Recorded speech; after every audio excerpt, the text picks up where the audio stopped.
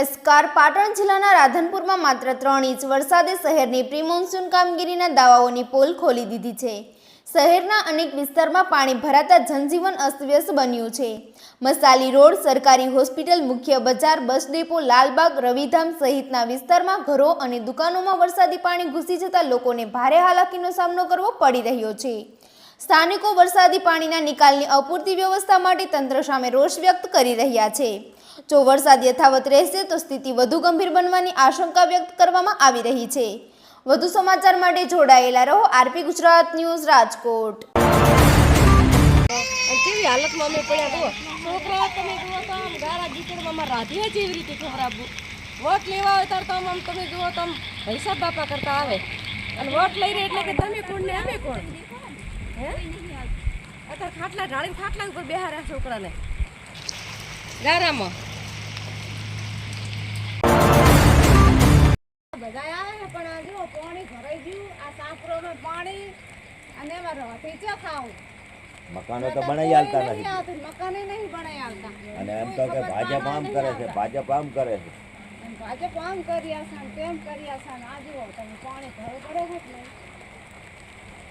આ સાપરામાં જુઓ પાણી હે જેવું આ ચમચમ રોટી હશે.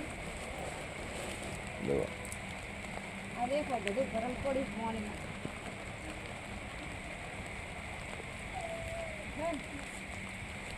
પાણી પાણી છે. વોટ લેવા ધોળે આવે છે, કોઈ ગરીબ માણસનું કામ કરતા નથી. અત્યારે પાણી કેટલું ભર્યું છે, અમારે રહેવું છે. ક્યાં દાવું ત્યાં ના જવું, પાણી ભર્યું બધું અમારે. પાણી જોવા તમે એકદમ અને વોટ ક્યાં આલો વોટ આલો શું વોટ આલો તમારે ખાવા છે એમાં બનાવું પાણી ખાતા નહીં. આવવામાં સીધું ખાવાનું બધું એ પડ્યું.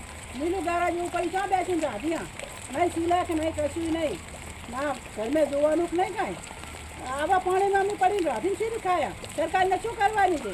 સરકાર અમને સાહસ ના હાલે શું કરવાનું છે? અચ્છા દાય અમે આટલા છોકરા લઈને અચ્છા દાય એમ ચા ધોવાના પાણીમાં ધોળ્યા અમે. સાચી વાત ને હે તો આટલું ના હવે અમારું વોટ લેવા તો કામ આલો વોટ આલો. તમારે વોટ આલીને શું કરીએ અમે? કાંઈ ના કરતું મરી જવા દો માણસને, બીજું શું કરવા આવે?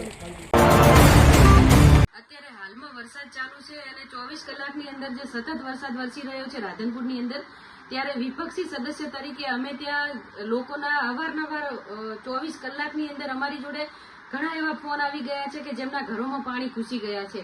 વહીવટી તંત્રએ જે અત્યારે આયોજન કર્યું છે રાધનપુરની અંદર સદંતરે નિષ્ફળ ગયું છે.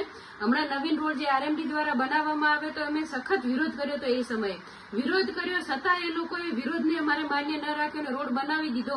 એ રોડ તૂટી પણ ગયો છે, અત્યારે તિરાડો પડી ગઈ છે અને સાથે આજુબાજુના ઘરોમાં મસાલી રોડ ઉપર પાણી ઘૂસી ગયા છે. પબ્લિકના ઘરમાં પાણી જઈ રહ્યા છે. એવા ઘણા વિસ્તાર છે. લાલબાગની અંદર અત્યારે શેરબાગમાં પણ ઘરમાં પાણી જતું રહ્યું છે. રાધનપુર સરકારી હોસ્પિટલની અંદર પણ પાણી ભરાઈ ગયા છે. રાધનપુરની અંદર કોઈ પણ પ્રી મોન્સૂનની કામગીરી સચોટ થઈ હોય એવું અમને લાગતું નથી. આ પૈસાનો વેડફાવ કર્યો છે અને મોટા પાયે ભ્રષ્ટાચાર થયો હોય એવું આ વરસાદની અંદર જોવા મળી રહ્યું છે. અત્યારે જીવ જોખમી પાણી એટલું બધું ઘરોમાં ઘૂસી ગયું છે કે પાણી ભરાઈ ગયું છે. દુકાનોની અંદર વેપારીઓ અત્યારે એમની દુકાનો બંધ કરવાનો વારો આવે છે, ધંધો બંધ કરીને બેઠા છે. એમના દુકાનોમાં પણ મોટા પાયે નુકસાન થયું હોય એવું મને લાગી રહ્યું છે. સામે જે સ્કૂલો છે, સ્કૂલોની અંદર પણ પાણી ભરાઈ ગયા છે. અત્યારે બાળકોને રજા આપી દેવામાં આવી છે. તો આવી રીતના પાલિકા કે વહીવટી તંત્ર કે જે તે અધિકારીઓ છે એ અધિકારીઓને કોઈ આવડત નથી કે એમને જાતે જાણી જોઈને બધું ખેલ કરી રહ્યા છે. પ્રજાના ટેક્સના પૈસાનો વેડફાવ કરી અને પોતાના ખિસ્સામાં નાખી રહ્યા કે શું કરવા માંગી રહ્યા છે? કેમ પબ્લિકને હેરાન કરી રહ્યા છે? ગયા ચોમાસે પણ અમે સતત વિરોધ કરતા હતા કે તમે કંઈક નિકાલ પાણીનો કરો. કોઈ પણ જાતનો નિકાલ કરવામાં આવ્યો નથી અને અત્યારે પ્રજા હેરાન થઈ રહી છે એમના પાપે.